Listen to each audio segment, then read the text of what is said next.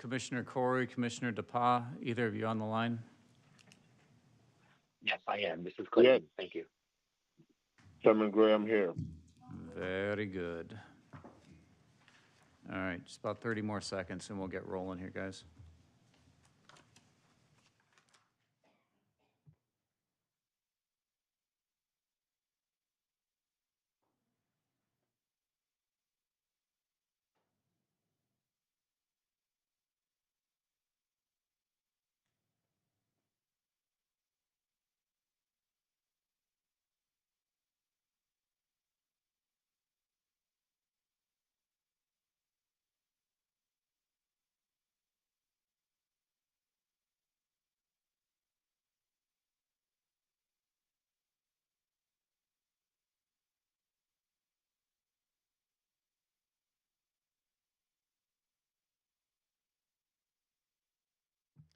All right, good evening. This is the December 9th, 2024 edition of the Fountain Hills Planning and Zoning Commission. We've got 10 agenda items tonight, but we will start with a call of order, Pledge of Allegiance, and a quick moment of silence, please. I pledge allegiance to the flag of the United States of America and to the republic for which stands one nation under God, indivisible, with liberty and justice for all.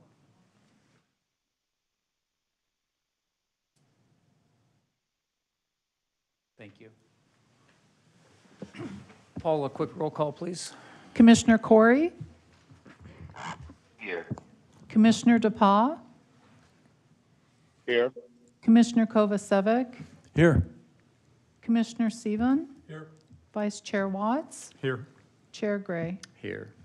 Thank you, Paula. Agenda item 3, call to the public. Paula, any open speaker cards? One speaker car, Robert Rom, to the podium, please.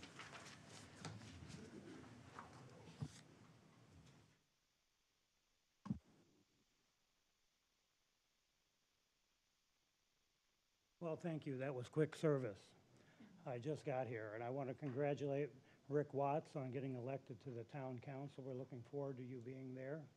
I'm here to speak against the granting of the special use permit for the telephone company to erect a ugly system in our neighborhood.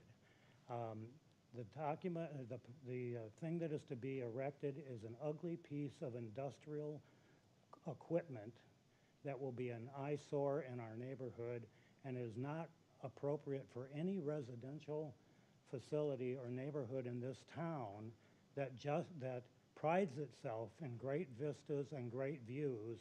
This thing would be an eyesore. If you look at where it's to be situated, the closest nearest palm tree to it that it's supposed to blend in with is 150 yards away. 150 yards away, and there's barely any there.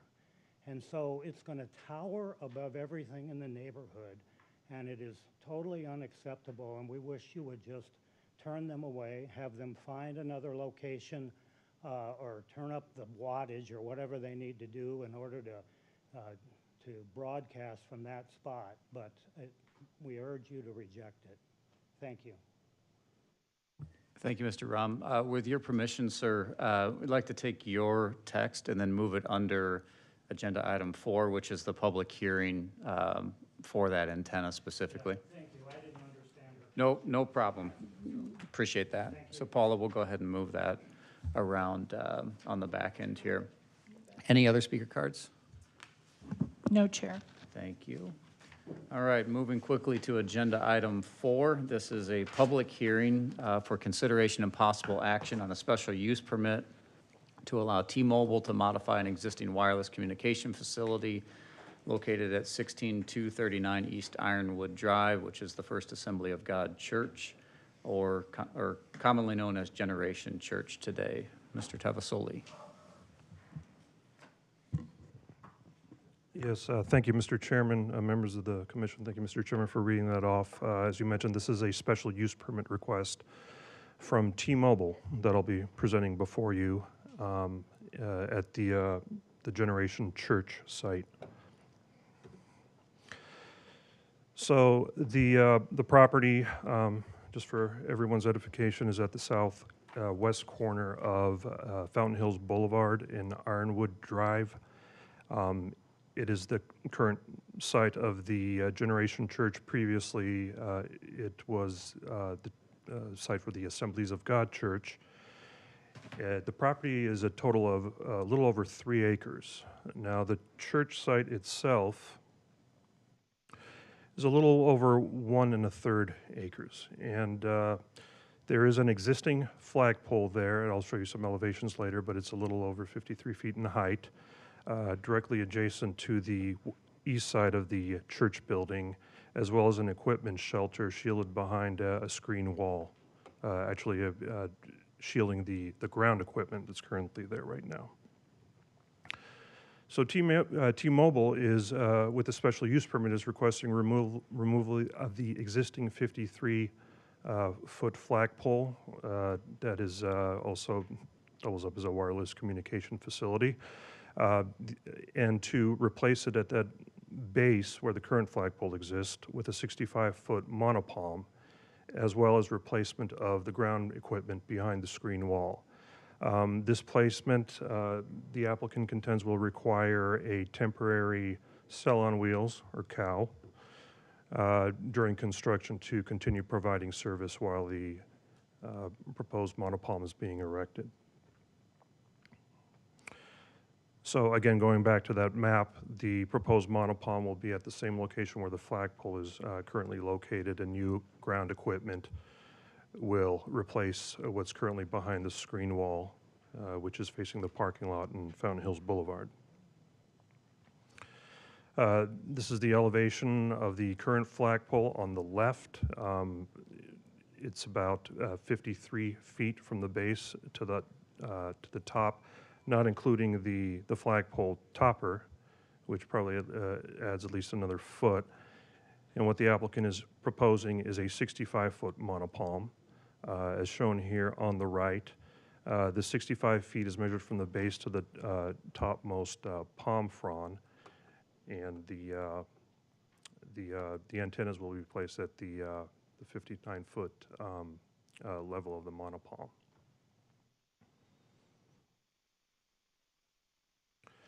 This is a plan view of the proposed new monopalm. As I mentioned, this is the compound that's directly east of the church site. This here line roughly indicates the church, the east end of the church building. But the monopalm again will be placed or installed exactly where the flagpole is currently erected, and the existing equipment will be replaced by some new modified equipment behind the screen wall. One thing I should mention before moving forward, because I know that this has been a question in a lot of people's minds, for whatever it may be worth. The question being, are the proposed antennas providing 5G service? And the answer to that, I just got confirmation a little while ago, is yes. Applicant has also included some photo simulations. What you see in the foreground is the north west corner of Ironwood and Fountain Hills Boulevard looking south. So you can see the flagpole existing as it is today on the left, with the new flagpole on the right, or the proposed monopalm on the right. Incidentally, I think with this photo, it should be worth mentioning, and one of the members of the public brought this up earlier during the call to the public. There used to be a lot more landscaping than what you currently see out there today. I think I made reference in the staff report that the site is fully landscaped. That was based on a Google Street View, the most recent one. There were some palm trees where the current sign is located, just barely cut off here to the left. There were about at least 3 palm trees, and there were a few mesquite trees adjacent to the church building. Currently, what exists there today, as far as vegetation is concerned, are the barrel cacti that you see on the foreground, right along Ironwood, and further in the back towards the parking lot, one Palo Verde tree. But all the other vegetation, as far as I could tell, has been removed. Another photo simulation looking obviously east towards the Four Peaks. And so the factors, I'll get into the factors for granting an SUP. Well, they begin with section 2.02 that discuss the criteria used for granting SUPs in general. Some of the things that the commission would need to determine is whether or not the proposed use is detrimental to the public health, safety, peace and comfort or welfare of persons, and whether or not it's detrimental or injurious to property and improvements in the area or general welfare of the town. There is a federal preemption that I should note that local ordinances may not impose more stringent environmental impacts or environmental effects with limits on radio frequency emissions, as those are currently set by the FCC. There are additional factors for granting an SUP, in this case for towers, and they are listed here, and I've gone over them in some detail in the staff report. But the first three, I've colored the text in red because per the details of the proposal, it is these three factors as detailed in the proposal that trigger the need for a special use permit. One is the height of the proposed tower. Now, the existing site is zoned residential, even though there's a church on the property, which is allowed in any zoning district per federal laws as dictated by RLUIPA. The underlying zoning is still residential, and the height limit for residential, in this case R135, is 30 feet. Applicant is proposing a 65-foot increase, I beg your pardon, a 65-foot monopalm, which is 35 feet more than what would normally be allowed in a R135. Also, the proximity of the antenna to residential structures and residentially zoned boundaries. This takes into consideration the fact that, well, the site itself is zoned residential, let alone the neighboring properties adjacent to the property. Now, this also takes into account the fall zone. If the 65-foot monopalm were to fall, would it be entirely contained within the subject property? The answer is yes. However, in order to avoid the special use permit requirement, the distance would of the fall zone to the nearest property line, it would need to be 300% that of the height, and it doesn't meet that requirement. So there's another trigger for the need for a special use permit. And also the nature of the uses on the adjacent and nearby properties. Again, the property itself is residential. That alone is a trigger for the need for the special use permit, as is the fact that there's residential zone or residential uses, to be more specific, surrounding the property. Other factors to take into consideration is the surrounding topography and whether or not there are any impacts to the topography with this request. Surrounding tree coverage and foliage, I touched upon that a little bit. One thing the commission might consider is perhaps including, if the commission was inclined to approve it, perhaps adding some what has been referred to as palm tree friends to kind of reinforce the stealth appearance of the proposed monopalm. Also, the design of the antenna, whether or not it fits in within the context of the neighborhood. Proposed ingress and egress. There is a driveway off of Ironwood which provides adequate access for regular maintenance for the proposed facility, as well as whether or not there were other suitable existing towers, other structures, or alternative technologies that the applicant considered. And I think the applicant could speak pretty thoroughly on that point whenever he's asked to come up to speak about this request. So a staff's recommendation we're recommending approval of the monopump to improve service coverage and to allow temporary placement of the cell on wheels. But also staff is encouraging the commission continued discussion on how to mitigate the visual impacts based on not only the site plan that I presented, but also the photo simulations. And with that, I'll conclude my presentation, open up to questions or discussion. Thank you. Farhad, is there an applicant presentation as well? Mr. Chairman, the applicant has informed me a few hours ago that he has no presentation, but he is prepared to speak. Okay. In response to inquiries or with a prepared statement of sorts? You know what? I'm not quite sure, but I think. I'm not sure who the applicant is, so I don't know where to Oh look. yeah, he's Michael Campbell, who's site acquisition manager for T-Mobile. Michael, did you want to add anything to Farhad's presentation before we start discussion?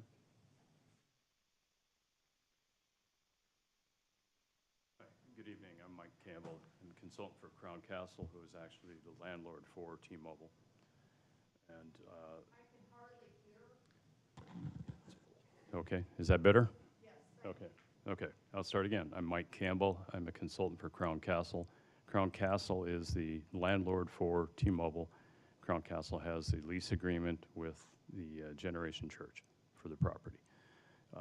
My presentation really is to reinforce some of the statements that Farhad made and maybe clarify a few things. I don't have a PowerPoint presentation. So if you'd like me to go into that, I can. Or if you'd like me to wait till after your questions and comments, I can, whatever is your pleasure. So. If there's any added value that you see up front, we'd like to hear it now, and then Sure. of course we'll give you a chance to talk after we have the public hearing. Let me get my water, if I could. Sure.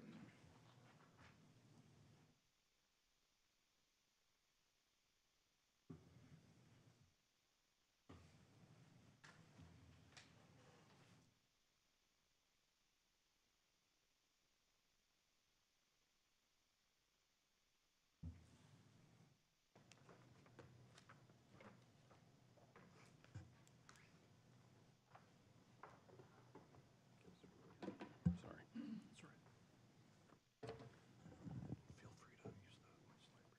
Okay. All right. Okay. Good evening. I want to thank staff for their assistance in the case. We've been working on this for quite a while. And as staff stated, Crown Castle is proposing to modify the existing site. The need for that is driven by T-Mobile. T-Mobile has minimal capacity in the current flagpole. Flagpoles were a great design 10 years ago. But as the technologies have evolved, the whole demand by the consumer of what can be provided has all kind of rolled out to we need these different types of antennas, we need more space for the antennas. Obviously, they can't put, I think there's 3 antennas inside the flagpole, and it's very limiting that they can't put up other antennas, which, yes, this one will convert to a 5G. And our specialist that I work with stated that currently there are 3 types of 5G deployments. 5G on existing bands in use, like this site is currently in use. He said carriers have been using these frequency bands already in 4G services. 5G technology is being overlaid in place of 4G, much like when 4 came on top of 3, which came on top of 2. The ones that are of concern are the ones that are in the small cells, which was in your right-of-ways. Those are small cells. This is not a small cell that operates at a different frequency. The monopalm, as we know, is going in the same location. It's kind of a unique situation where we can use the same foundation. I've been doing this for a number of years and never had that happen before. There will be some structural enhancements to that, but the placement remains the same. So our setbacks remain the same. We're back off the streets. We're as far away from the residential area as it's been. The site was originally approved in, I believe it was 1999 or 2000. So it's been providing coverage for this community since then. And there's been modifications to the equipment, to the antennas over time.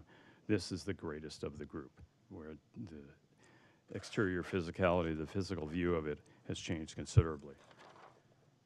As noted, it's going to be 65 feet tall to the top of the fronts. The top of the antennas go to 60 feet, and then there's 5 foot of fronts on top of that. Some other notes. There was a question that surfaced today about locations, and I know Farhad mentioned it.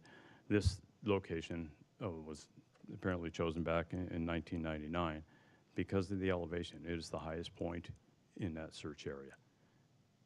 Figure out about a half mile each way from there. There's nothing really higher, nothing, and if there is, it's a residential house.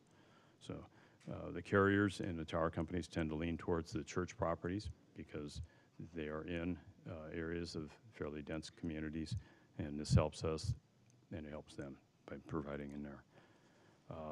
Public notices were sent out by staff. The property was signposted by a company I hire, and I know there's been a mixed return on the comments today. I've seen some.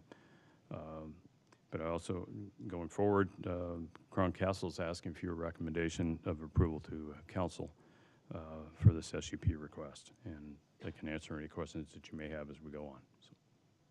So Mike, I have a couple right out of the Yes, gate, sir. and I'm sure more as time goes on here, but I know in the staff report, it mentioned there were no other towers available to co-locate T-Mobile antennas on. Is that, I know it's confusing to me because we updated the ordinance, in the process of this application, right? So is that something that we need to validate, or do we take that at face value?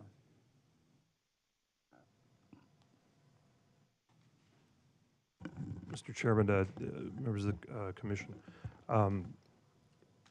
the applicant provides I believe, some radio frequency coverage plans of some sort that would demonstrate what the coverage area would be before and after the replacement. But beyond that, I think, pretty much that is the extent of the documentation that would. Because our current ordinance that went into place after this application occurred would require us to prove up that there weren't other sites that that antennas could be hung from. And my other question is obviously 65 foot's going to be a sticking point tonight, among several other things, I'm sure. What happens incrementally for every 5 or 10 feet that height is reduced? And assume that we get all the way down to 30 as kind of our baseline of underlying zoning. Sure, Mr. Chair, members of the commission. The difference with a 5 or 8 foot coverage in this area, because it is a higher point, would be minimal as far as RF coverage. And I'm not an RF engineer, but in my 30 years of doing this, I know that 5 to 10 feet does not make or break it unless we're in a serious terrain issue. And in this case, being the higher point, it's not a bad deal. The current rad center, where the center point of where the antennas are now, are, I got it here.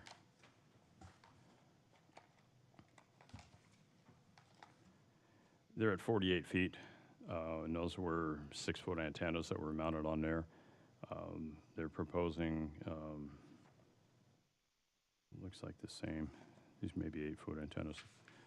So the difference, what currently is up there now in the flagpole is 48 foot midpoint on the antennas, and they want to go to 56 foot.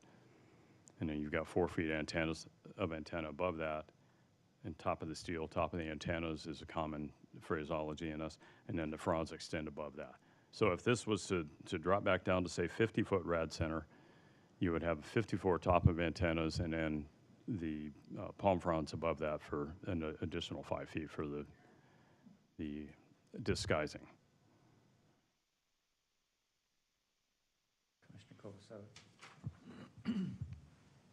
Yeah, in the old ordinance, in 1706B1F, the ordinance calls for a notarized statement by the applicant as to whether or not construction of the tower will accommodate co-location. Will this tower accommodate co-location? Did we get that statement? No, Mr. Chairman, this application will not accommodate co-location, because after all, it is an attempt to make it a stealth wireless communication facility. So any co-location of antennas would certainly affect that stealth appearance, certainly below the palm fronds. How many, while you're here, Farhad, how many homeowners were within 300 feet of the site that had to be notified?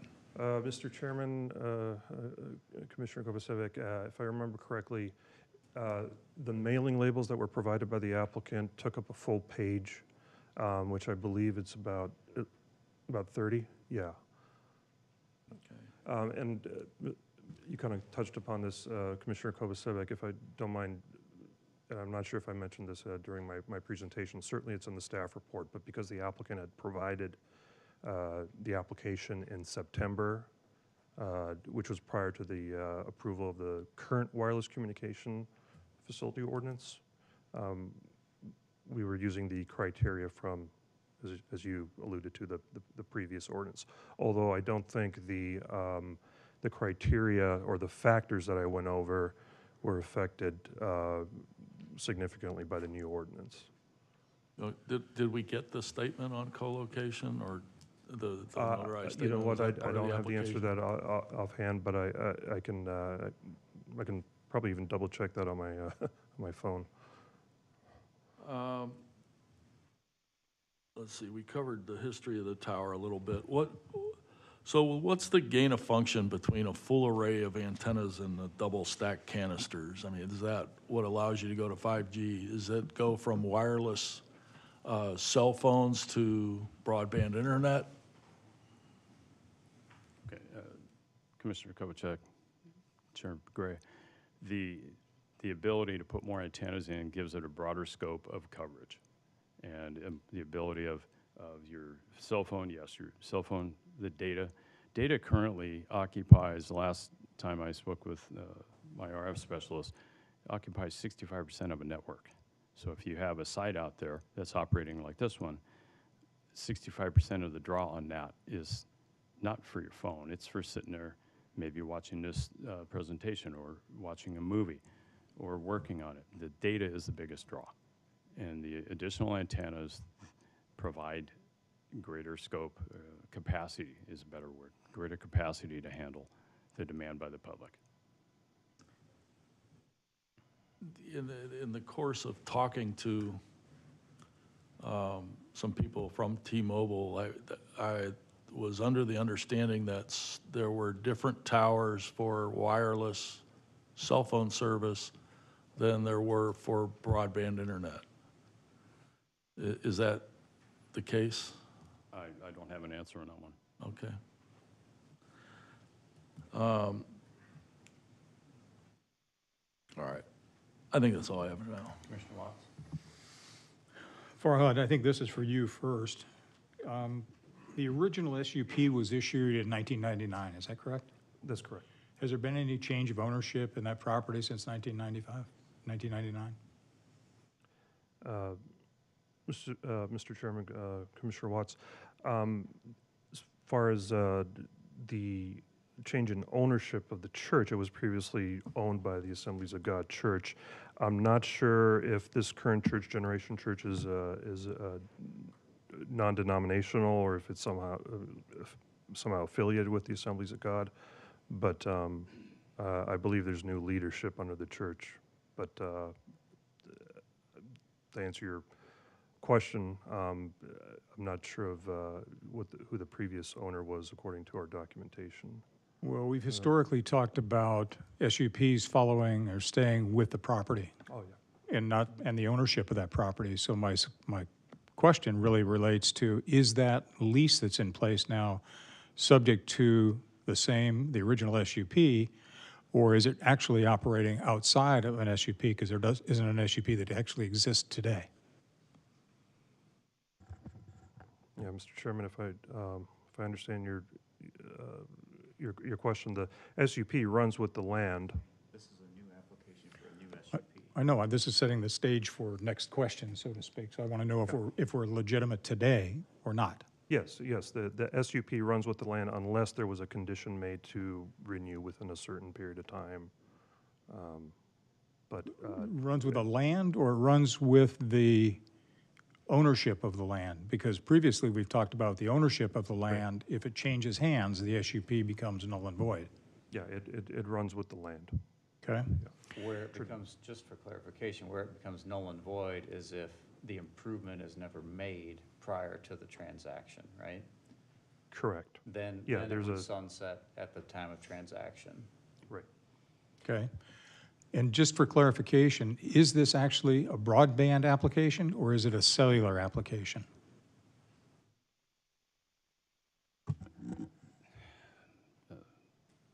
Commissioner Watts, Chairman Gray, it is a wireless application with for voice data.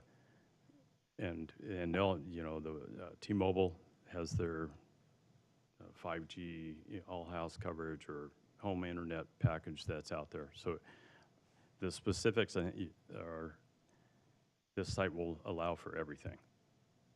So we could have the upper end of the frequencies broadband as well, the same thing as small cell towers. No, they would have to, because small cells not planned on this. Small cells are set up to only cover, I'm thinking of like on college campuses and up and down streets where there is high density, very short range. As what Stephen Kennedy explained to me, they're very high dense frequencies in a very short range. This site will have the ability to reach out and cover what it currently is. You know, my concern still is if we can operate in the broadband range of radio frequency, that spectrum from 0 to 100, however it's rated, then are we operating in that upper end that broadband operates in? Sir, I cannot answer that. Okay.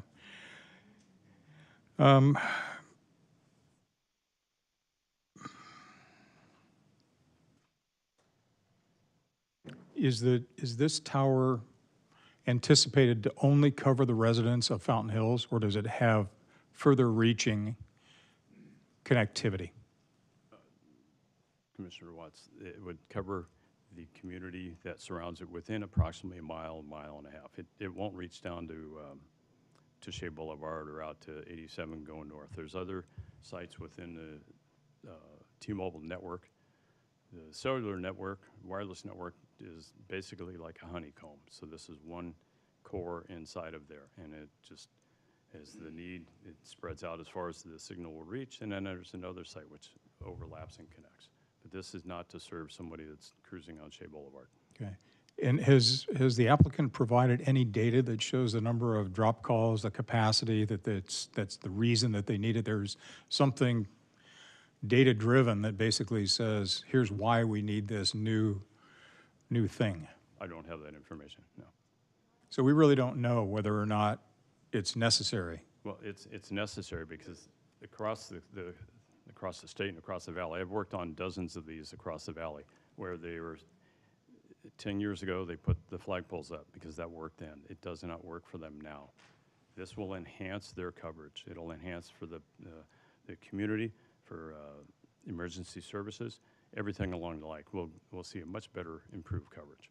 Well, I understand what you're saying, but if you don't have any substantial data that says here's the number of drop calls, here's the number of the amount of capacity, here's the bell curve, so to speak, that shows me all of that capacity, then how do I really know whether or not it's needed? I appreciate your comment, but you're not at the podium. Thank you. So we don't have any data is what you're saying. I don't have it with me, but what they are not going to go out and do is spend $500,000 to improve a site without the push from the marketing or from their data services on the backside telling them this site needs to be improved. I'd still like to see some data, something that supports the fact that they are having drop calls, they are having capacity issues, that they need to improve the coverage for that area because it doesn't exist today.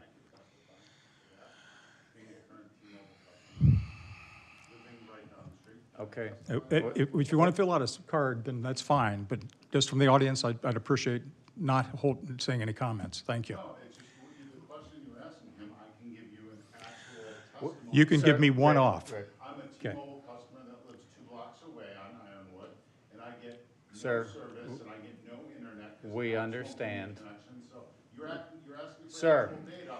This is actual data. Understood, that's enough. I'm not affiliated with them. Understood, if you want a comment card, you're welcome to fill one out. They're gonna be open. Absolutely, that's what's coming next.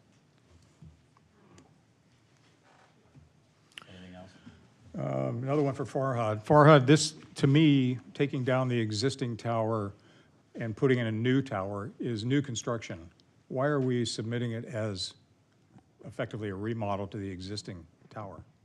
Yeah, Mr. Chairman, members of the commission, that point was brought up before by a member of the public, and I, concede that it may not be considered a replacement in the true sense of the word, but we were just merely considering the fact that it was being placed in the same exact spot as the current flagpole.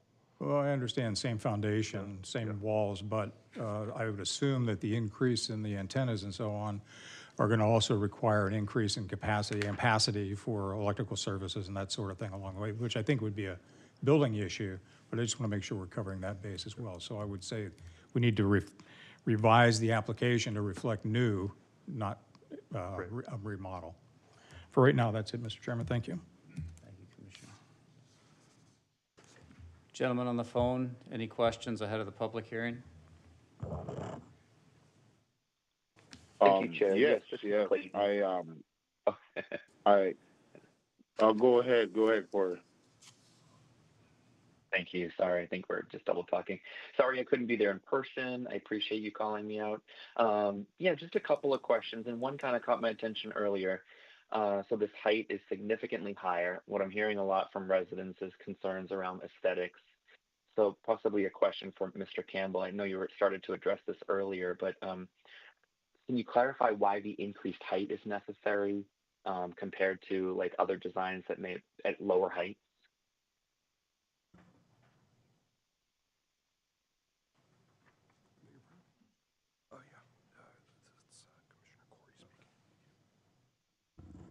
Commissioner Corey, Chairman Gray. The height request was made by T-Mobile's RF engineer. And as it stands, it's an 8-foot increase in the what I call the rad center, what's known as the rad center, the mounting height of the antenna. And the palm fronds It sounded to me. Yeah, sorry, there's a little delay. I apologize for speaking over you. When I heard you speak earlier, it sounded like there could have been alternative designs that may not have been too impactful. So I'm just wondering if other designs that were a little bit shorter were kind of looked at that could provide significant service that we need without being so tall. Commissioner Corey, this is the design that would fit there. The height could be lowered, as I mentioned, to match what currently is there. But to put anything else up there, any other type of a tree or concrete structure or something to that effect would have a greater visual impact. Sure. So. Okay. Yeah, thank you, Mr. Campbell. And my other question is kind of along the lines of that. When we talk about like adding additional vegetation or something near there, I heard somebody say earlier palm tree friends. Can you just clarify what that would be so we all kind of have an understanding of what that might look like? Yeah, hi, Mr. Chairman, Commissioner Corey. Yeah, I made the reference to palm tree friends. Typically, well, not typically, but in some cases, whenever a monopalm such as this is proposed, depending on what kind of arrangements are made between the company leasing the property and the owner, one can complement, so to speak, a monopalm with a few natural palms to kind of reinforce the stealth appearance of the monopalm. Great. Okay, thank you for clarifying, Farhad. Okay, Paul, let's go ahead. Yeah, Chairman Gray, I have a question myself. So besides this 65-foot tower, at the base of it would also be a pad filled with equipment, right? Mr. Chairman, Commissioner DePaul, yes, the equipment location, the current equipment location is where the site for the new equipment will be. The current equipment will be removed and replaced, but it will be behind the existing screen wall that's there right now to screen it from view from the neighboring streets. Yeah, Farhad. So you're saying it'll be removed and replaced, or it'll be modified? I hear that. I thought I read that they were going to perhaps just, maybe increase, or I didn't understand it to be a replacement. Yeah, Commissioner DePaul, let me go to the site plan here. Beg your pardon, wrong way. Yeah, I got a screen capture here. Yeah, it appears that currently there are 2 cabinets there on the property. Now, my understanding was that those cabinets will be replaced. And I'm not sure if you can see your screen right now, Commissioner DePaul, but where my cursor is currently is the current condition of the equipment shelter, and then to the right are the proposed cabinet replacements. And perhaps Mr. Campbell can confirm whether or not those are in fact replacements, or if there's any modifications made to the existing cabinets. And if he can speak to the dimensions, does that change? Aesthetics wise and the dimensions, will that change at all? Will it affect it? Mr. Chairman, Commissioner DePaul, it is screened currently, the current equipment shelter, or I should say the ground equipment is screened with a 6-foot wall. That will not change. I'm not sure if there's, from a certain angle from Ironwood where those cabinets would appear, but it's certainly screened well from view from Fountain Hills Boulevard. Okay, so that will not be visible. All right, thank you, Farhad. Vice Chair Watts. There's a mention of a cupola. Where is that? I couldn't find it anywhere. Yeah, Mr. Chairman, Commissioner Watts, that is an erroneous reference in the staff report. There was a template that was used for a previous wireless communication facility, and although John and I worked on revising the staff report accordingly, somehow it did not make it in the published version. But there is no cupola. Gotcha. There is no. Thank you. Yeah. Do you want it added? No. Okay. Is there any comments from the neighbors? I mean, that was in the meetings? I didn't see anything. Commissioner Spham? Yeah, Chairman Gray, if I may ask one more question. Are other T-Mobile towers in the area also getting modified, or is it just this one here within that community? I'll start off, I guess, Mr. Chairman, Commissioner DePaul. As far as any modifications that would require a special use permit, in my 5 years here, there haven't been any applications to replace any equipment to the same scale. There may have been replacements in the true sense of the word of antennas on existing facilities, like for like, so to speak, in terms of size, but certainly nothing in the way of special use permits. I'm not sure if Mr. Campbell can elaborate. Chair Gray, Commissioner DePaul, I currently do not have any other modifications to T-Mobile locations in Fountain Hills, and I'm not aware of any others that are going on. Commissioner, there's been 2 applications in my time here. One to add a site at the entrance of Adero Canyon, which is a large metal saguaro cactus, and this site also came up for a renewed special use permit, but it was to essentially increase the size of the flagpole several years ago. I'm say probably 3 years ago now, Farhad, that came through. Ish. John's nodding his head. I don't think I worked on that case. So, okay, Commissioner Sveum, did you have one? There was a public meeting with neighborhood or people within 300 feet. Yeah, Mr. Chairman, Commissioners, there is a public participation requirement. At the very least, the applicant is required to send out notices of the applicant's intent to make the request for a special use permit.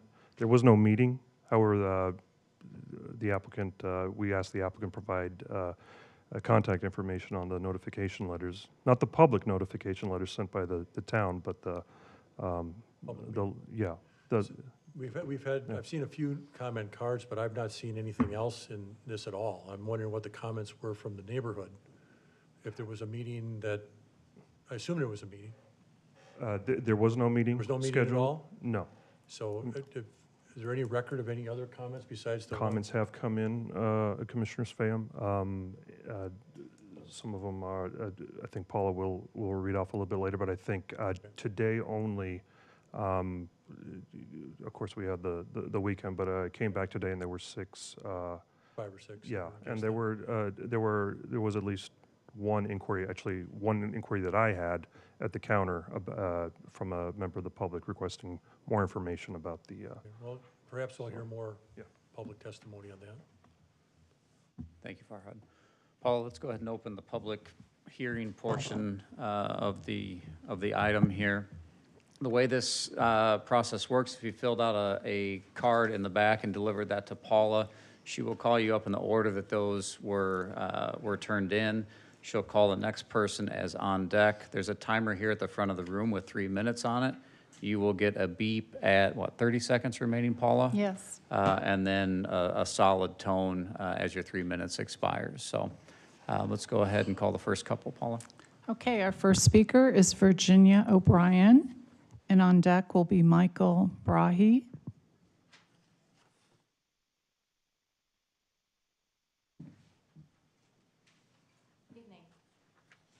What we'd like to do first, though, is Michael Brahe was scheduled to go first. Oh, I I'm was sorry. scheduled to go second, Sure, if we can that's switch okay. you, of course. Awesome. Thank you. Hello, my name is Michael Bray. Been a resident of Fountains Hills for 24 years. My neighbors and I are presenting 70 signed petitions opposing the Fountain Hills special use permit application by Crown Castle to erect that 65-foot wireless cell tower in a residentially zoned district. We strongly object to erecting a new monopom cellular tower 65 feet tall in our neighborhood, located on the Generation Church property, located at 16239 East Ironwood Drive, Fountain Hills. The church is residentially zoned by the city and part of the Neighborhood Property Owners Association. We, the residents and families living in this community, have serious concerns for the negative impact that high-power telecommunication towers bring with them in residential areas. These concerns are a reason why we chose to live in a residential district by Fountain Hills, protected by Fountain Hills zoning and ordinances. Some adverse impacts on residents in the surrounding areas include, but are not limited to, an unnatural visual impact and an imposing blot on the landscape. Public health issues surrounding radio frequency radiation, increased wildfire hazards, concerns for threatened, endangered wildlife in their natural habitat. And we contend there is no need for a 65-foot tall monopom wireless cellular tower at this residential location, as many other options are available throughout Fountain Hills on commercial property. And by signing this petition, we, the undersigned residents, respectfully request that the Planning and Zoning Commission, our town council, and our mayor, Jerry Friedel, utilize and enforce existing Fountain Hills zoning codes and ordinances to protect and preserve our neighborhoods and community and therefore deny the application by Crown Castle and Generation Church. Thank you all for your attention. Do I give the original copies? Happy to.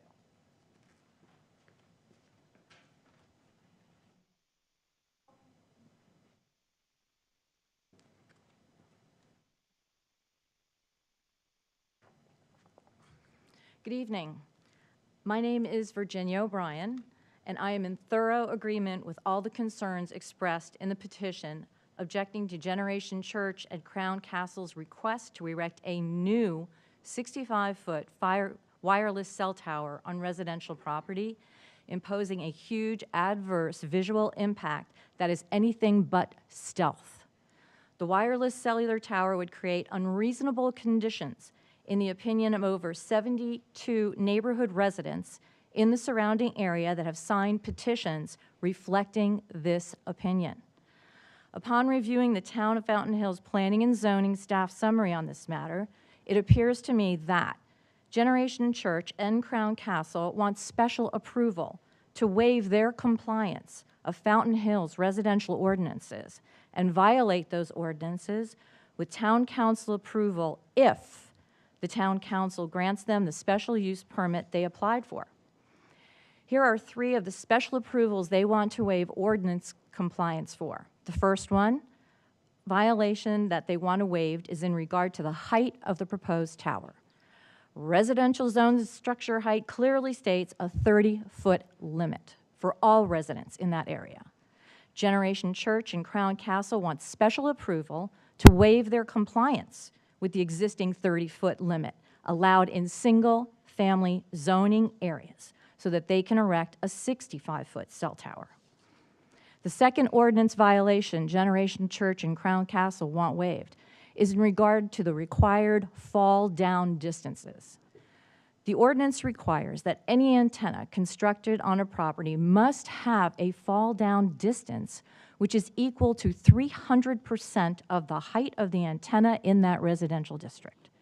This is a precaution against any off-site damage to adjoining properties or structures should it fall, never mind the potential for a fire. Per zoning and planning report, the cell tower fall-down distance is well short of the 300% of the height antenna required in a residential district. The third ordinance waiver Generation Church and Crown Castle seek is the waiver of the minimum 300-foot property line setback. The existing ordinance requires a 300-foot minimum setback from adjoining property lines.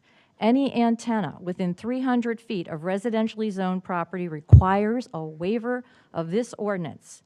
Planning and zoning staff clearly states that the residential setback requirements have not been met by Generation Church and Crown Castle.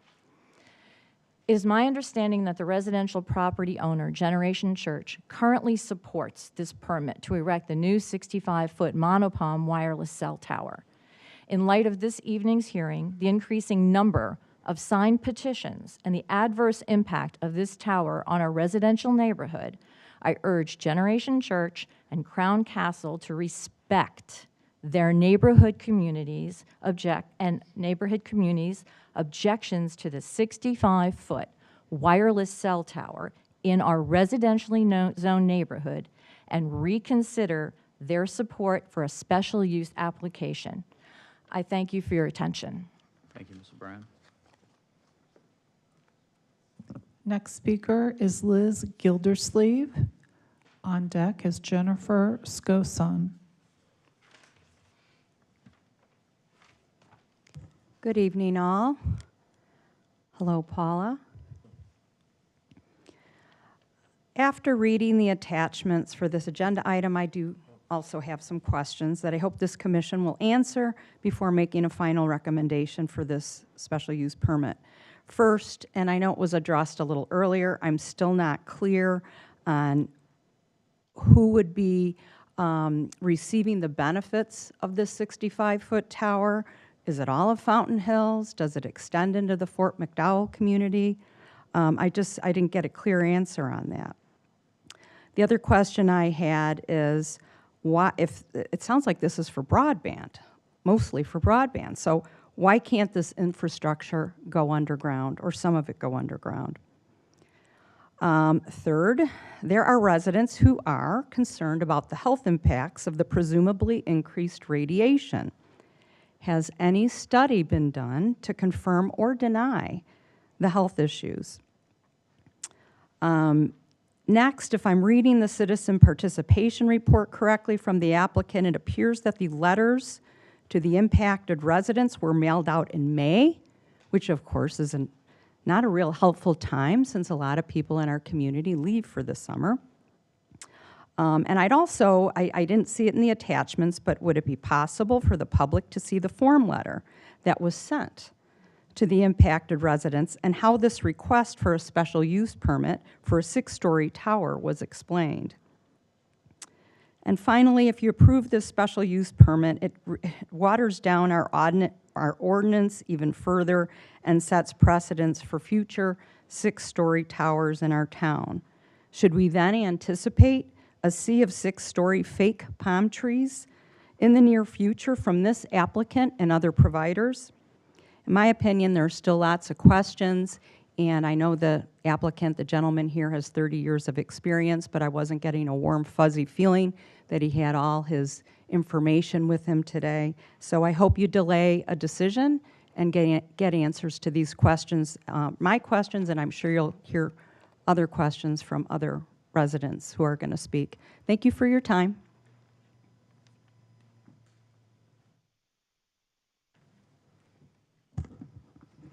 Good evening, Mr. Chairman and Commissioners. Thank you for the opportunity to speak. I stand before you today to express my strong opposition to the proposed installation of a 65-foot tall cell tower in our residential neighborhood. First, let's address health concerns. While regulatory agencies assure us that radio frequency emissions from cell towers are within the safe limits, multiple studies have raised red flags about prolonged exposure, particularly for children and vulnerable populations. Research has linked proximity to cell towers with increases in headaches, sleep disturbances, and even cancer. My family is personally about to welcome our 5th any day. I've been having contractions sitting out there in the audience, which means all 5 of our children will be at an increased risk if the Planning and Zoning Committee approves this exception. Why should we take this gamble with our family's health when safer alternatives exist? Second, this tower threatens the character and value of our neighborhood. Studies have consistently shown that properties near these cell towers can lose up to 20% of their market value. For many of us, our homes are not just places to live, they are our largest financial investment. Installing a cell tower here imposes an unfair burden on our community for the benefit of corporate interests. Third, we must consider the precedent this sets. Approving a cell tower in our neighborhood opens the door for similar projects in the future, gradually eroding the quiet, safe environment we all chose when we moved here. Fourth, added on the fly, the applicant mentioned that this would support first responders.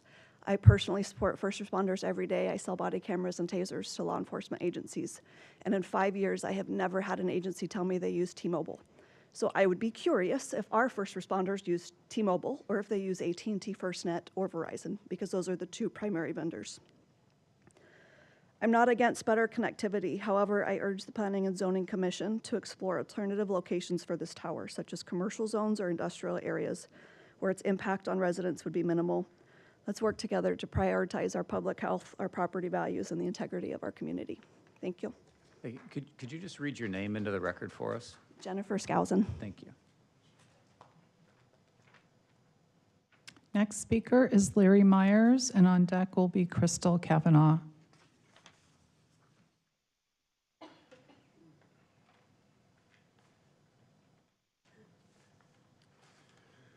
Chair, Commissioners, Larry Myers, 43-year resident of Fountain Hills. And I was here when they put up the flagpole. It's pretty unobtrusive. If you don't know it's there, you wouldn't even know it's there. And it's a cell tower. This is a broadband tower. We've had 2 years' worth of discussions on broadband and all of the impacts that it has. This isn't about whether you get good service or bad service, because I have T-Mobile and I have bad service. And my options are to get Verizon, AT&T, Or T-Mobile gave me a cell spot to put in my house that goes from my phone to the cell spot, to the internet, to the tower, the big tower. So just to put that aside, most of my concern is once again an SUP and the process. This town has a habit of screwing up the process of an SUP. The Target Center SUP, the process was poor. This SUP, the process is poor. This is not an upgrade. This is a new build. The tower that's there is a cell tower. The tower that will be there is a broadband cell tower. This is a new build, so that's what the application should say, and the staff should recognize that and write it as such. Asking for an SUP and in your application stating unequivocally, as Crown Castle did, that there will have no effect on property values, well, the ordinance says it will. And then you're asking for an SUP to get around the ordinance, and then you're telling the town that there will have no effect. It will have no effect on the property values. I don't see any study. I don't see actually anything in this application that resembles a data point, which Commissioner Watts was asking for any of this. In the debate for the last 2 years, we've talked about how the town doesn't have any expertise in this area, and tonight it's clear again they don't. And we've been denied the information from experts on this particular subject matter by our previous town council and town attorney. And so I would once again ask that the town consult an expert, cause the applicant to pay for that consultation so that the town can receive the data points necessary to make the proper decision on an SUP that affects so many residents in various means, various forms, property values, health concerns, visual aesthetics, and in such, then they would in fact be having a proper process before granting an SUP that is just a request from somebody who intends to make more money. Thank you very much. I appreciate your time.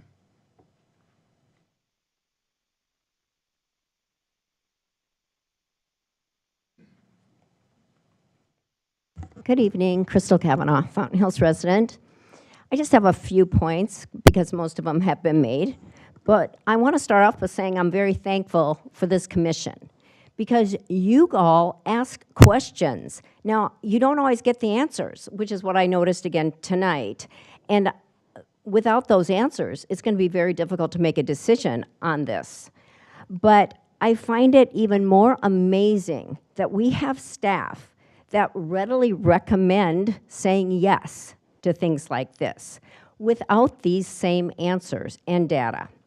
This structure exceeds the height limit by 35 feet. It's a 65-foot structure. And then they use the word stealth. There is nothing stealth about a 65-foot structure. I don't care how many palm fronds you put on it or get them palm frond friends. So the fall down distance, as was mentioned before, is inadequate. It also says it's going to use the existing foundation. Is that even adequate? And I particularly get upset when I see statements in these staff reports that say things like, staff believes no negative impacts on surrounding property. Well, which staff is making that determination? Do they even live in Fountain Hills is always my question. So little things like this are very disturbing when they want to be rammed through, and I really caution you to continue to search for the answers to your very important questions. Thank you. Next speaker, April McCormick, and on deck, Lori Troller.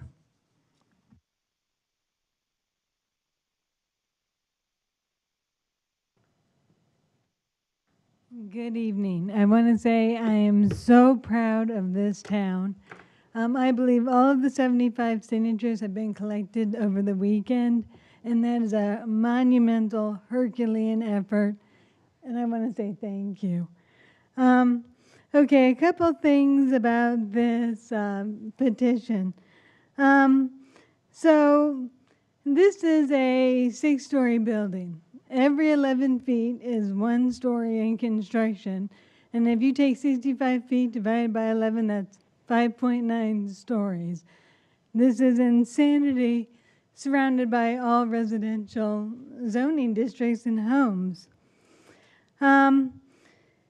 So the Ninth Circuit has upheld municipalities asking for what's called a least intrusive means test. And that means you can ask them, have you tried to look for a site that's least intrusive to what you're proposing?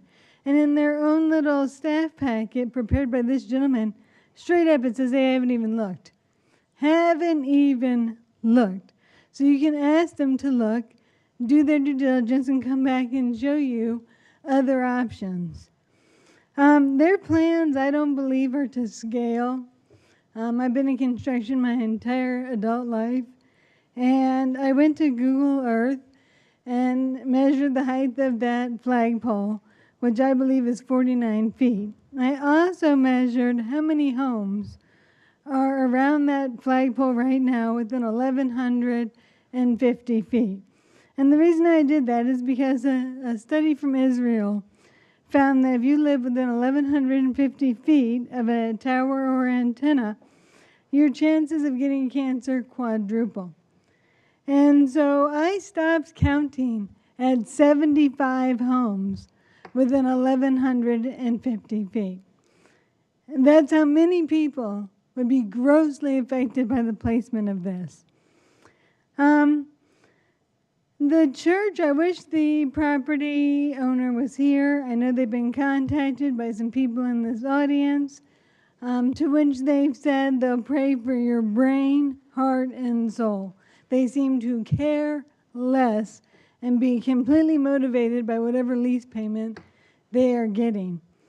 On the plans that this gentleman prepared, there is 0 detail of what these transmitters are going to be broadcasting. There is nothing on frequency at all. I mean, I've seen a lot of these applications. I've never seen that. And this is going to be, from the little bit I heard, a 5G macro tower. I mean, this thing will be, all of these services are different frequencies. The phone is one, location, Wi-Fi, Bluetooth, all of these other things are different frequencies. So there should be detail of how many antennas are going to be in there and what frequency they are going to be, using. Right now we're going to be broadcasting Wi-Fi, like this is downtown San Francisco, in the middle of this residential area. It's absolutely crazy. And I know you're in a pickle because it's already there. And I feel so sorry for the people that live in this vicinity. We looked at a lot on this street, did a ton of due diligence to build, and the only reason we didn't build there is because of this. I knew this would happen, and I didn't know when. I knew it would probably be pretty soon. And I was too scared to even entertain it. And these people have a very legitimate reason to feel the same way. 350 people have been to fountainhillsafetech.com since Friday, and they're very concerned. Thank you.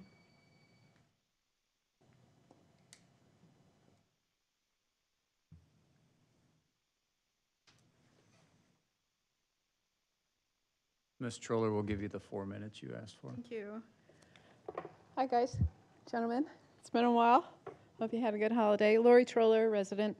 I'm going to fly through my 18 points real quick, but I think Farhad already gave you the reasons you need to deny this. It's too high. It's too close. And you're setting a precedence with, putting this in the residential area as noted. He had those in red on the thing. So I'm going to skip to some comments I had about this entire presentation and reasons for when we come back to the ordinance. These are all things I want you to consider when we're writing the ordinance. These are things we got to write in so we're not stuck in this position the next time. I'm kind of surprised that they're even addressing this. This is a sleeping bear. This guy went in 2019 with no laws. Changing this now to a new build, they're under the new ordinance. So I don't even know why they're doing this, because now they got that in there without any laws, without worrying about the residents or something like that. You ought to just leave it as is. That's my opinion. Number two, to clarify, emergency services never use broadband. They don't. You get that much smoke if you're in a fire, you have that much smoke, you don't talk. It disrupts the communication.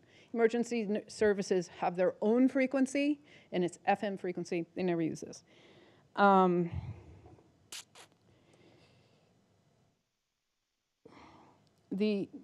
This is broadband. Again, we've been talking about this for a long time. It can go underground. You guys have absolutely no obligation to approve this according to federal law, because it's broadband. Broadband services do not have the A-OK to do a build out like cellular does. It's different laws, and broadband just doesn't have it.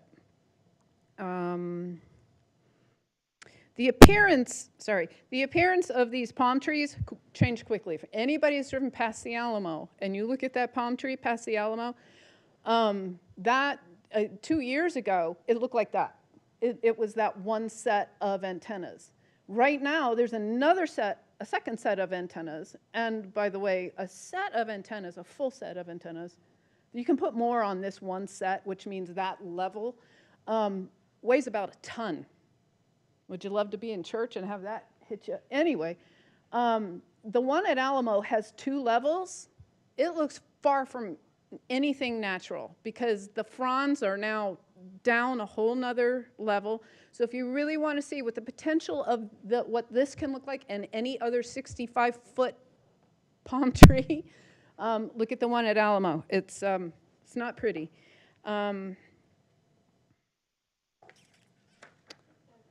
Let's see, sorry.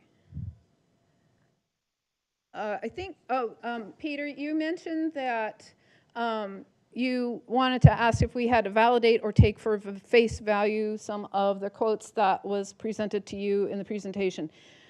I would say you can go get your own numbers if you want.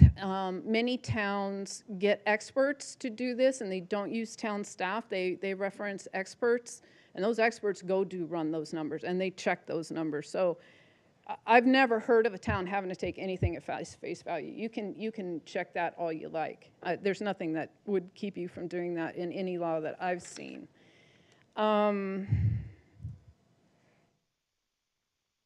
It also mentions that the base is not going to be changed. I think John specifically mentioned that in this. The base isn't going to change. Well, you've got a base right now that was designed to support that flagpole that has no wind shear to it, basically, because there's no fronds on it. Well, there's a flag on it.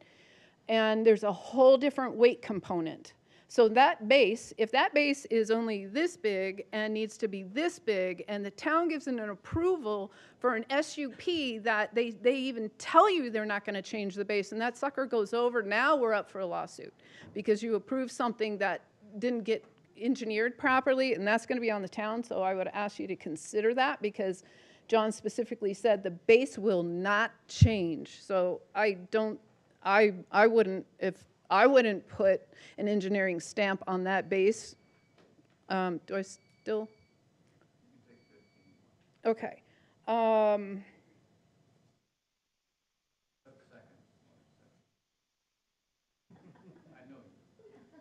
Yeah, you do.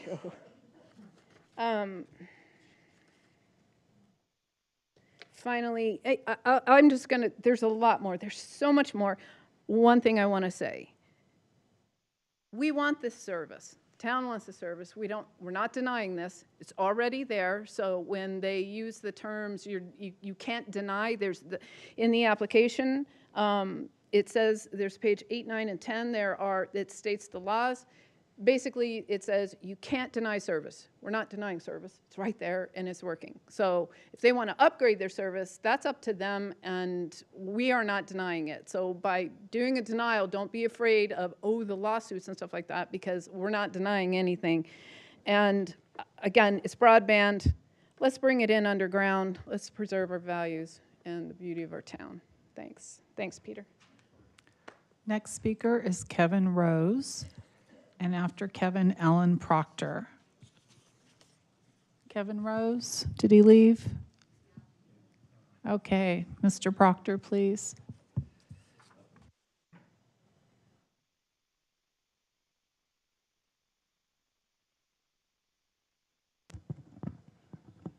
Hello, good afternoon, everybody. So I'm a resident that does live within 300 feet. I got the letter. It was dated November 20th, so that was the first I found out about this a few weeks ago. So I didn't really prepare anything, but I guess just for the record, I am a civil engineer, a registered professional engineer, so I do have my engineer's stamp. I'm against this. Aesthetically, health concerns, and my property value. I purchased the home about a couple years ago. So I do have concerns about this. I didn't know the flagpole was an antenna. I have no problem with the flagpole, but it is definitely new construction. I also found it surprising about the foundation. Seems like it would need a new foundation, but anyway, just wanted to submit my testimony into the record. So thank you. No more speaker cards, Chair. Paula, can you tally up what came in via email and maybe hand-delivered that did not speak for us? So we received 6 comment cards by email, and 3 of the people opposed the project. 1 was for it, and 1 was, I couldn't decide what it was. They just made a comment. You want to read that comment just so we can? Well, sure. I think there were 4 and against, so let's see.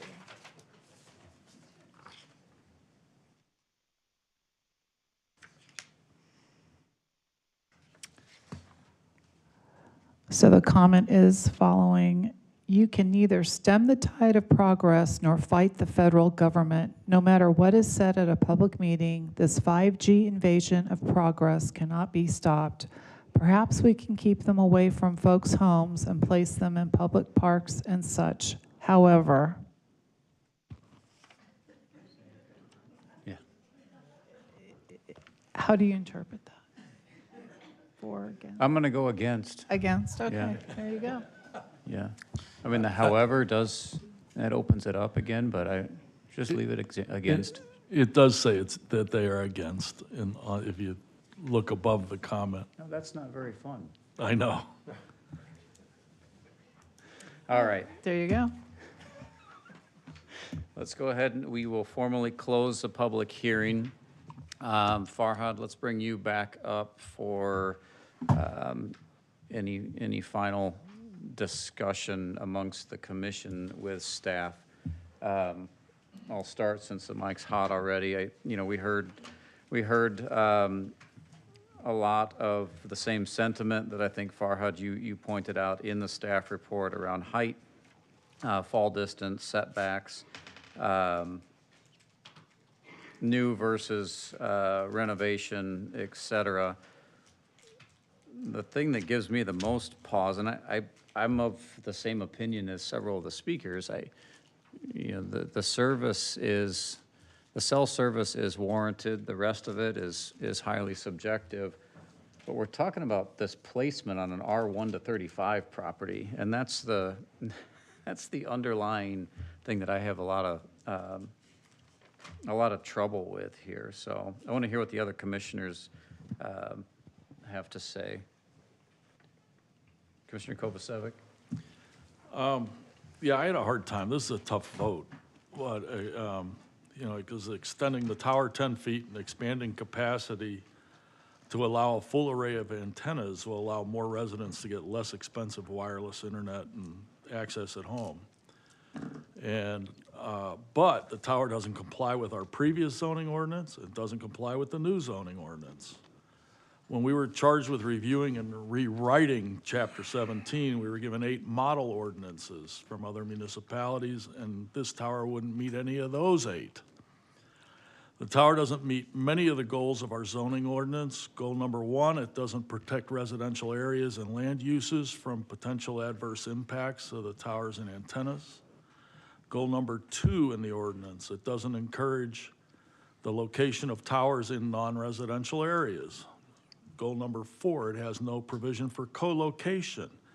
It doesn't encourage the joint use of an existing tower site. And then goal number 8, with single-family residences next door and across the street, it doesn't consider the public health and safety of communication towers. So this SUP doesn't meet 4 of the 9 goals in our ordinance. So basing our recommendation to town council strictly on planning and zoning aspects of the petition, I'll be recommending denial. This is a non-conforming use. Petitioner's asking us to double down on the non-conforming use. The town publicly states in the ordinance, we don't want this use in a residential area. We have a wonderful town. The ordinances are a big reason why. So there's got to be a better way. Commissioner Watts. So I'm going to make a comment about the last comment card. I think that there was actually some insight into that comment card that was made. And I think Ms. Trowler said the same thing, that we're not here to prohibit 5G in any form. At some point, it's the proper management and implementation.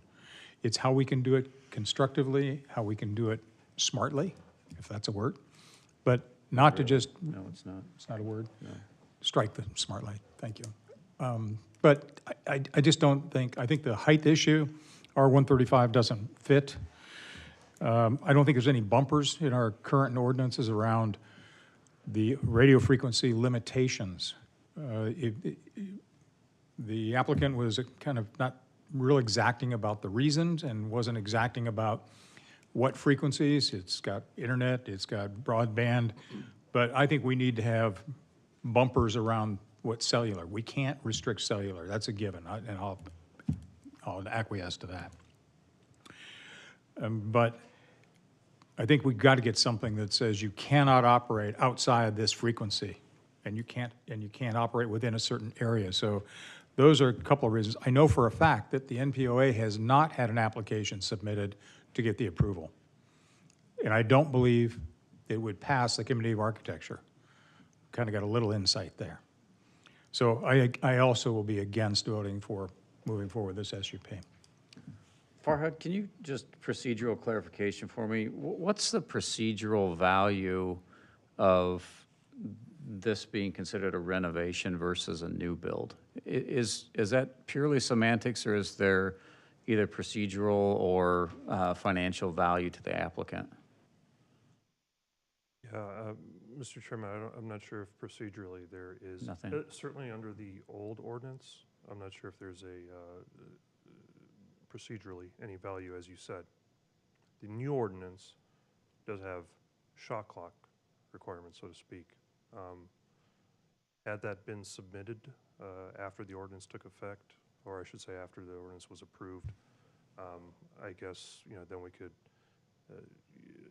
start discussing whether the 90-day shot clock would apply here for replacements versus new facility.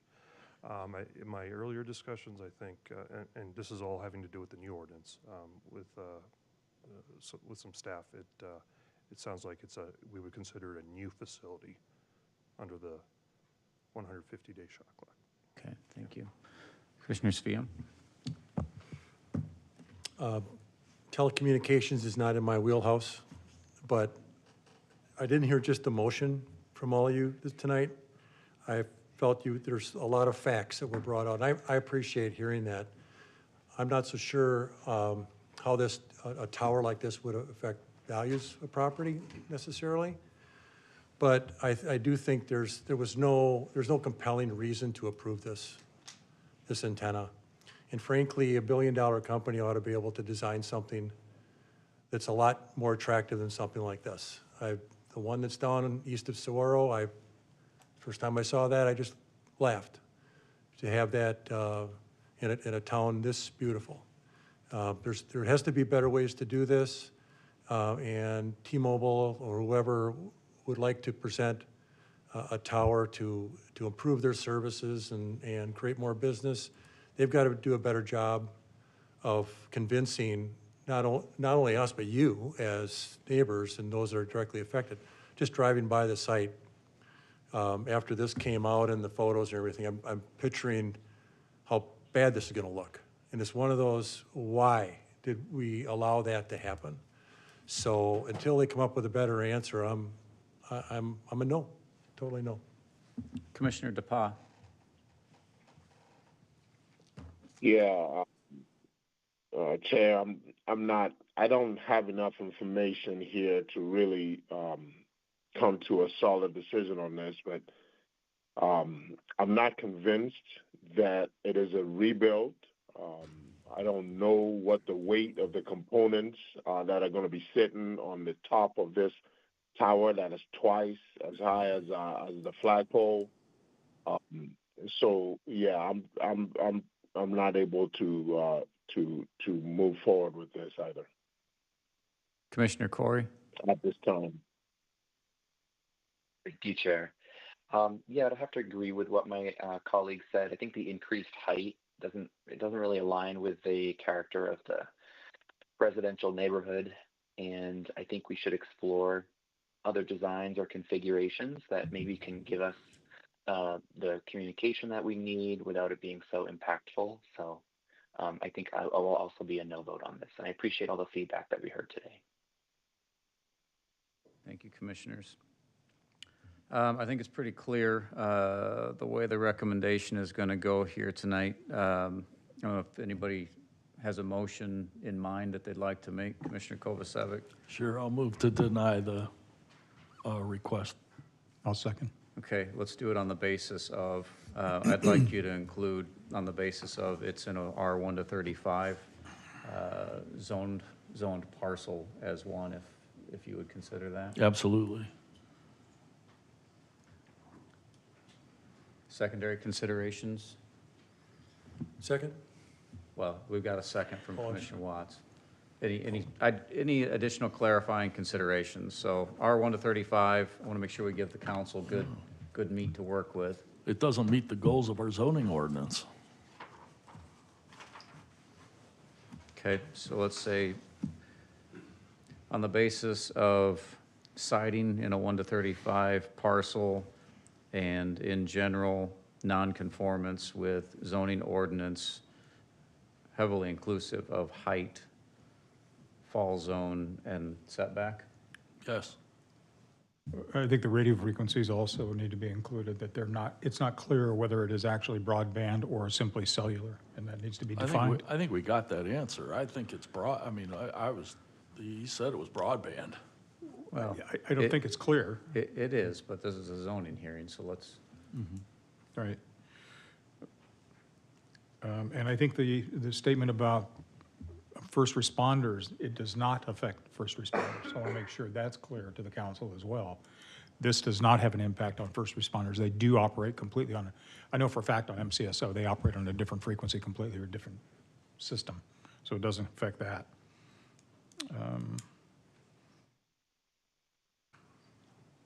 I think it about covers it for me. Okay. Farhad, enough to work with? Absolutely. Okay, so a motion on the table to recommend denial on the basis just discussed from Commissioner Kovacevic, seconded by Commissioner Watts. Paula, just for posterity's sake, roll call, please. Commissioner Corey? Aye. Commissioner DePauw? Aye. Commissioner Kovacevic? Aye. Commissioner Seaven, Aye.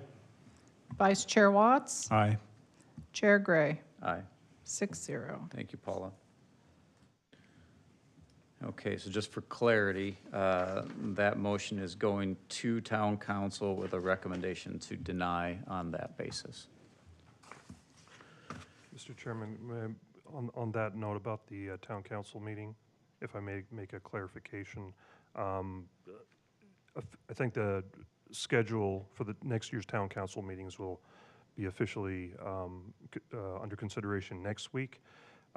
There's reference made in the public notice as well as the legal ad that the meeting will be on January 22nd, which is a Wednesday, 2 days after the Martin Luther King holiday. I believe there is a push to reschedule that on Tuesday, January 21st. But we'll find out next week. But just for everyone's benefit in the public.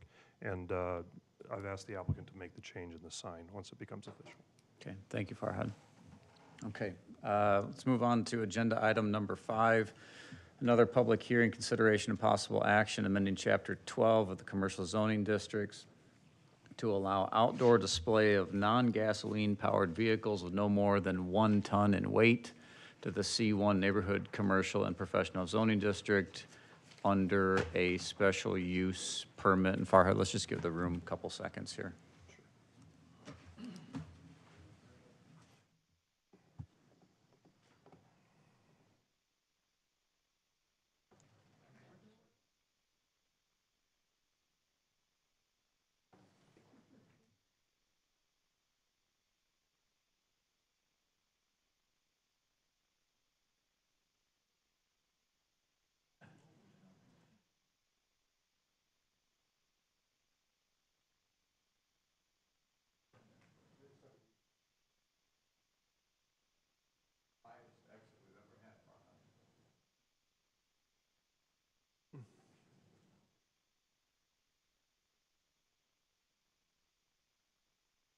All right, thank you, Mr. Chairman, members of the commission. So this next item is a staff-initiated text amendment per the direction of the town council to allow outdoor display of small, non-gasoline-powered vehicles, particularly in the C1 zoning district. Now, what spurred this text amendment proposal? As you might recall, I believe it came before the commission back in I want to say, actually, I think maybe October. There was a rezone request from a business owner, that business owner being the owner of a golf cart sales business at the corner of Fountain Hills Boulevard and Glenbrook Avenue. The request was from a rezone from C1 to C2, particularly to allow outdoor display of golf carts. And that was the only instrument that would allow outdoor golf cart display or any kind of vehicle display outdoors in the C2 zoning district. So that came before the commission back in October. It was the rezone was denied per commission's recommendation and also per staff's recommendation at the November 19th council meeting.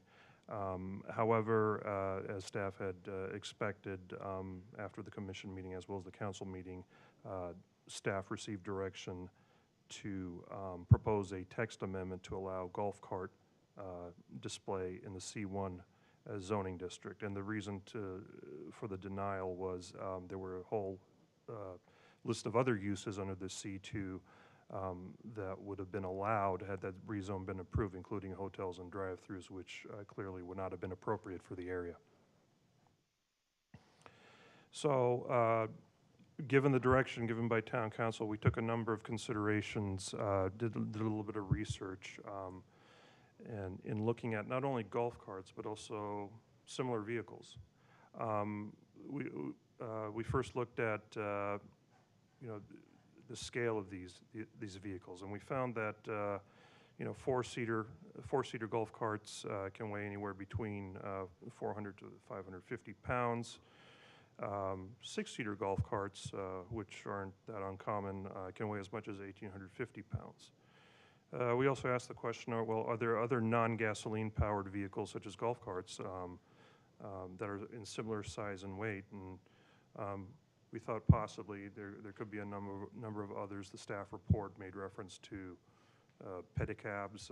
I'm not sure how frequently they would be used in the area, but they are, after all, vehicles non-gasoline powered and not even electrical, or electric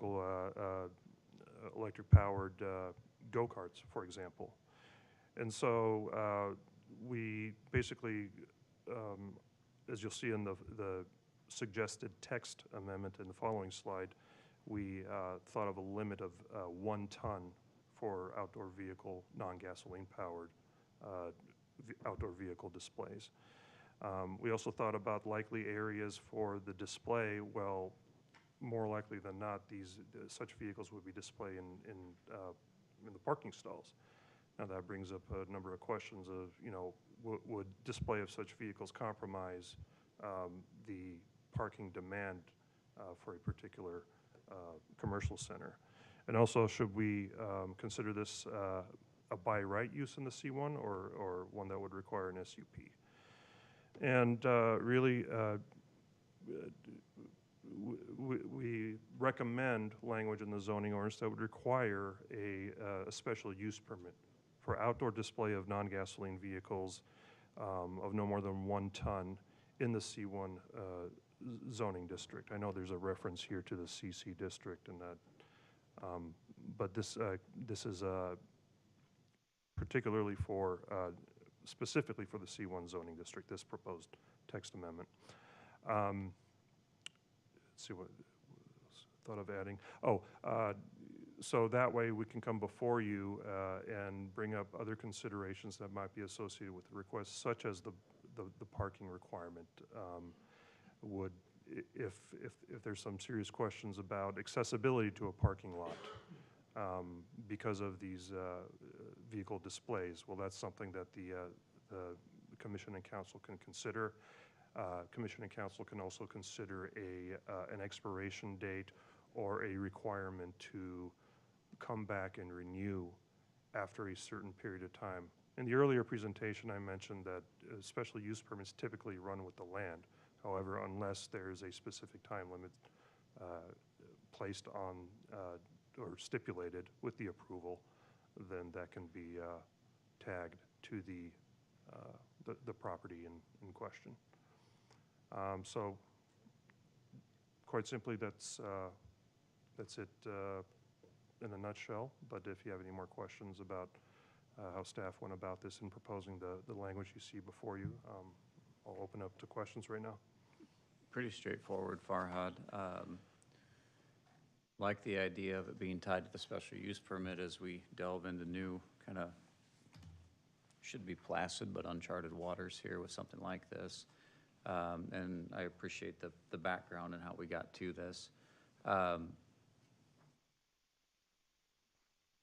just curious what the commission thinks. I almost propose that this type of special use permit sunset with a business license, so that we're able to kind of reevaluate that over time. I don't think that should run with the land like some others do. Commissioner Watts? No, I agree. I think the special use permit sunsetting or being limited to the individual that applies for the special use permit, they ought to have some stipulations on it. And I'm still a little confused about, is it the land as the owner? Because I've heard both ways, and I'm going to do a little more research there. But I think this particular one should sunset with the ownership or the business license in this case, either one. But if he does sell the business to a relative or a partner or something like that, this would have to be renewed? I don't see why that would be necessary. Not if you necessarily did it with a business. Pardon? If he sold the business, you wouldn't have to renew it. Yeah, the license would So stay it's intact. the type of business you're talking about, not the owner of the business. Yeah, if in this particular case, I'll use the golf carts.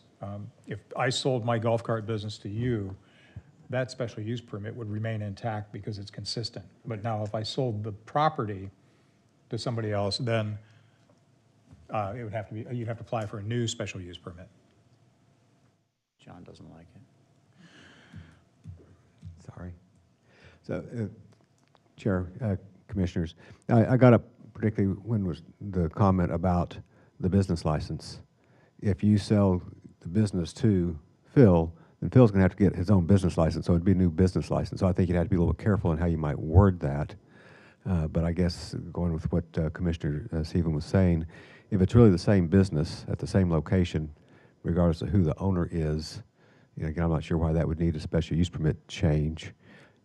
My thought initially is it could just be considered with each special use permit and how you might want to put a tie on it if there's a time frame or if it's a vacancy or whatever. I certainly, I guess coming back to Vice Chair, your comments and still kind of the confusion that's out there about how these continue or don't continue. If this particular applicant gets approval of his SUP, he continues his business, but then for whatever reason closes it down and it gets discontinued, and then after it's discontinued, someone comes back and wants to do the same business, they would have to reapply. It doesn't run with the land after the business has been vacated. It's lost its status at that point. So your suggestion is to make it with the business license as opposed to the owner of the business? No, I guess I'm not being very clear. I think the business license would be the wrong way to go because I don't think that accomplishes what you're after. I think you could handle it on a case-by-case basis with each special use permit to see if you want to put some stipulation on how it transfers or how it terminates.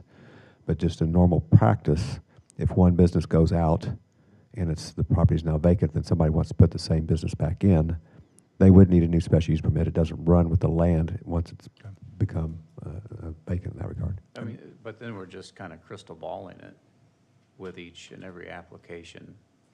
So I go back closer to business type and continuity of business. Just simply say something generic to the effect of, if the parcel's used for an alternate purpose, the special use permit would sunset at any time.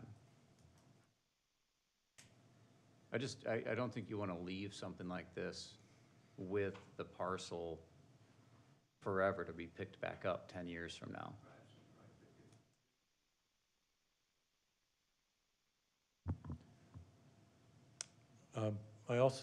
I've got a question regarding why are we talking about non-gasoline powered vehicles?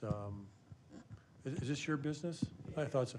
You take older golf carts in on trade? I do. Well, I mean, sometimes they might be gas. I mean, But I get rid of them. I don't keep gas. well, but if you wanted to display them, you would not be able to do that under this provision. Correct. Or some of your other vehicles or other product, they may be gas powered as well, right? What, electric go-kart, is that what I heard? That Oh, was. I'm sorry, what? That's fine, if you're going to speak, you need to come up to the microphone, sir. Okay, all right. I don't deal with gasoline golf carts. If I do take them in on trade, you're correct, that does happen from time to time, but I get rid of them as quickly as I can, you know. Well, in the event that you can't, why are we I just don't understand why we're limiting to non-gasoline vehicles. Is there a reason it was written that way? Yeah, Mr. Chairman, excuse me, I'm sorry. Mr. Chairman, Commissioner Spam, the reason being is that gasoline-powered vehicles with their motors and engines typically, you know, generate noise that, you know, may not be compatible, you know, within, depending on the area. And so there's fewer nuisances associated with a non-gasoline-powered vehicle.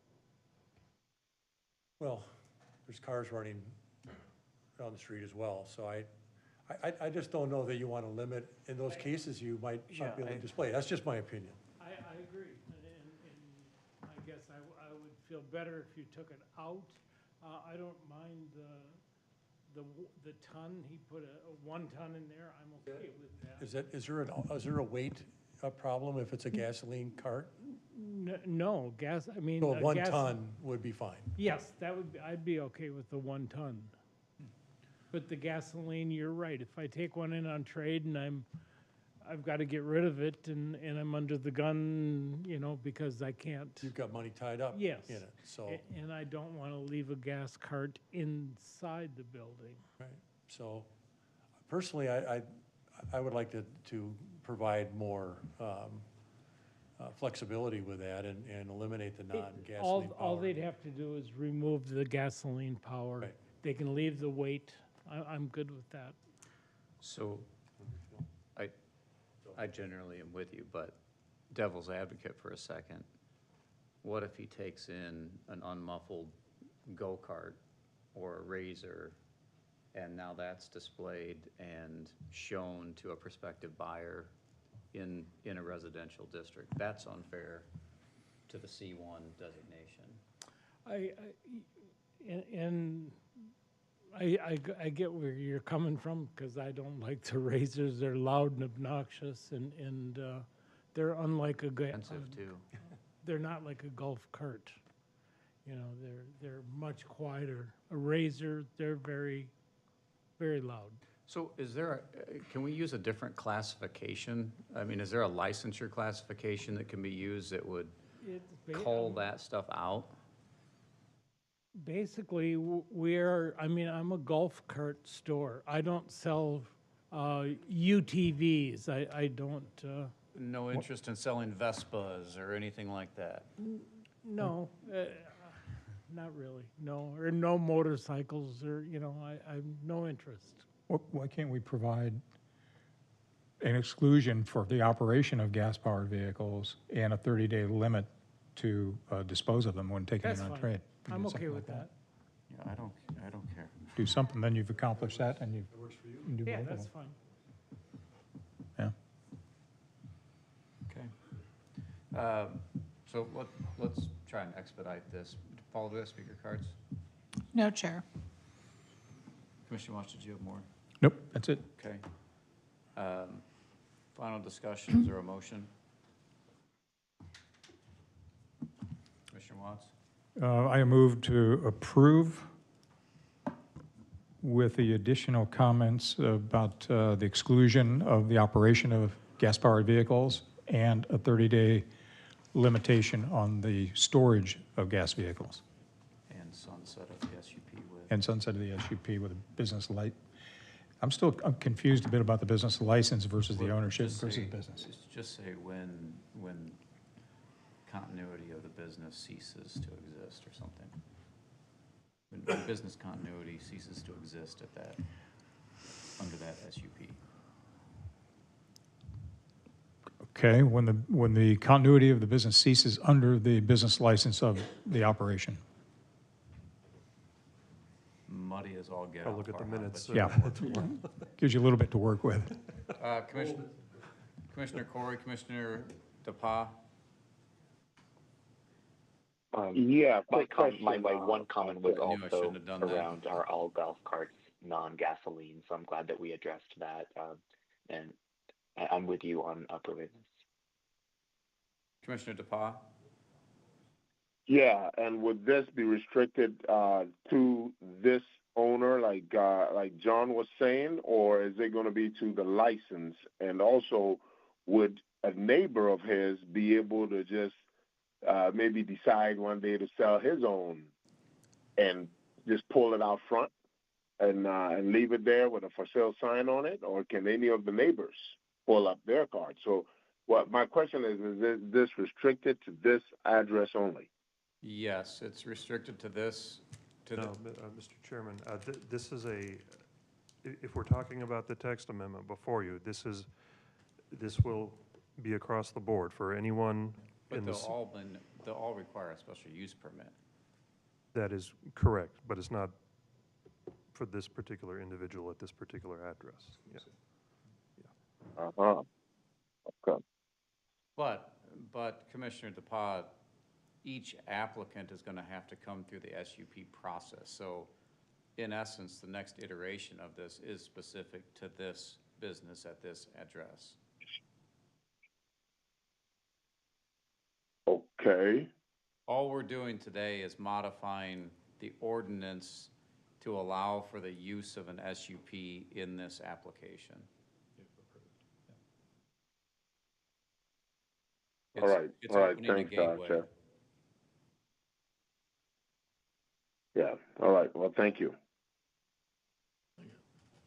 Commissioner Kovacevic. So if we pass this tonight, does the golf cart business have to then come in for a special use permit? They have to go through that process after this? Mr. Chairman, Commissioner, yes, the applicant would be required to apply for a special use permit. And I'm not sure if the previous permit case. Chairman, Commissioner Kovacevic, so back in October when you considered this before, you postponed or set aside the special use permit request waiting for this. So we are getting it scheduled for your January meeting for it to come back for its approval. Is there a fee that he's going to have to pay for this SUP? Mr. Chairman, Application? Commissioner, no, well, as John just said, we'll Oh, okay. Yeah. Okay, Yeah. so we're even. Yeah. Great. Okay. All in favor? Well, wait, was there a second? No, we're second yet. Second. Commissioner Svium seconds, so Commissioner Watts recommends approval with stipulation. Commissioner Svium seconds, all in favor? Aye. Aye. Aye. Aye. Thank you. Thank you.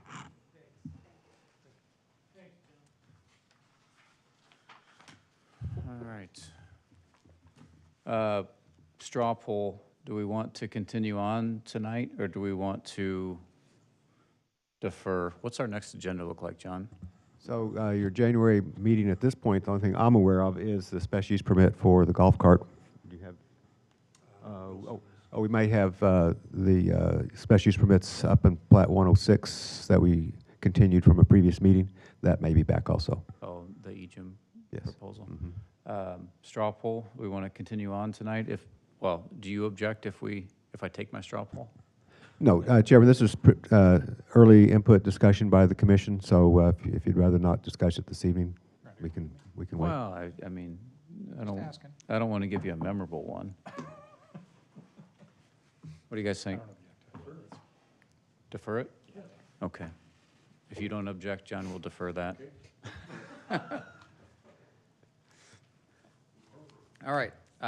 So agenda item 6, it's not a hearing, so we'll just defer, continue that to our next agenda. There's no notice for our associated next with it. regularly scheduled meeting. Let's see, number 6, discuss and provide, no, number 7, commission discussion request for research to staff. Anything for John? Commissioner Kovacevic. Yeah, just in response to the meeting tonight, where does it fall in the town to bring in broadband fiber underground? Who does that? Chair, Commissioner Kovacevic, at this point, it would be a private industry that feels like it's economically feasible for them to do so. Does somebody would that be Amanda that would solicit something like that from private industry, or who would do that? Either that or Public Works. Okay. Or the utility in themselves. Well, the utility, obviously, if they saw it as Well, the in their interesting, interest. to your point, and we've talked about before, there's a number of grant-like programs and funds out there to support that effort if it's driven from the municipality. So I think that you're going down a path that we should probably promote, Mr. Mayor, sitting in the back row. That's all I have. But to your point, if we found some heavy commercial, industrial application, campus-based, and we were supporters of doing that for that locale, that would be a good thing for economic development to promote. Absolutely. Yeah. Yeah, chicken, egg, Yeah. chicken. Yeah, it would be. All right, John, reverse it. Anything for us? Oh, Chairman, happy holidays. We've already discussed what we expect to be on your January meeting, so with that, Vice Chair Watts, we'll see you in another meeting. Tomorrow night. What happens? He goes to to the end of the row when he moves up there to the big leagues? He'll decide that down there. All right, John Farhad, thank you. Thank you, guys.